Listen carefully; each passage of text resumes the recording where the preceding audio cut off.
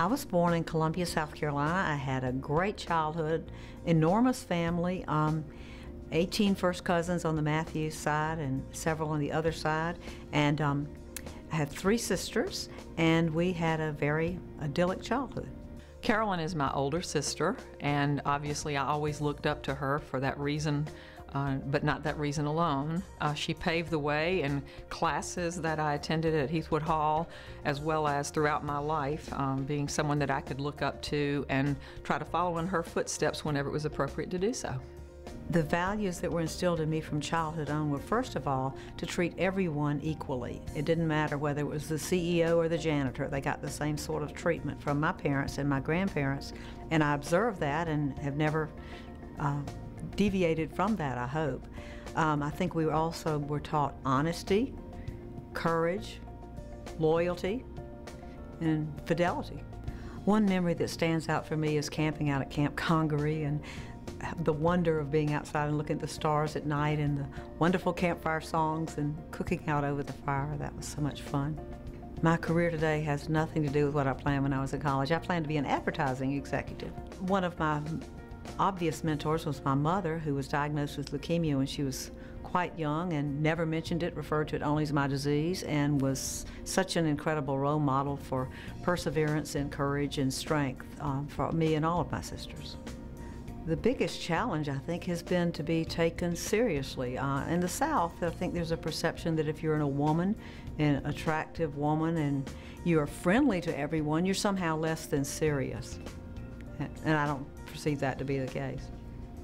I believe Carolyn is an excellent example for young women and girls.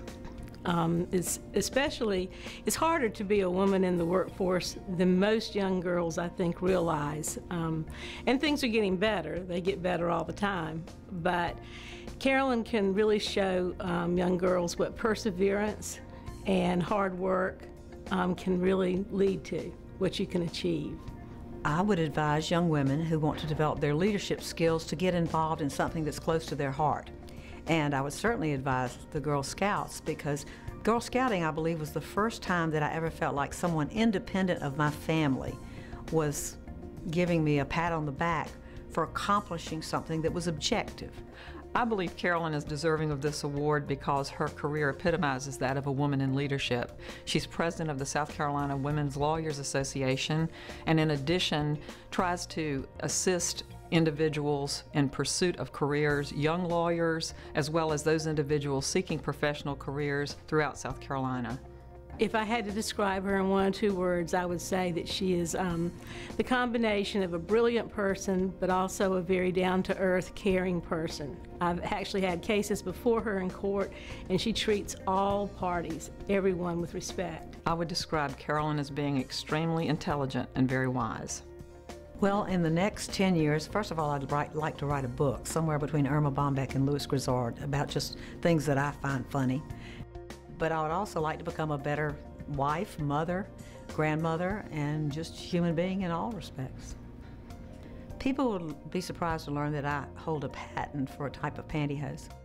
I would like to be remembered as someone who fully lived life and who always had time for family or friends, and who genuinely tried to make a contribution to family, friends, and community.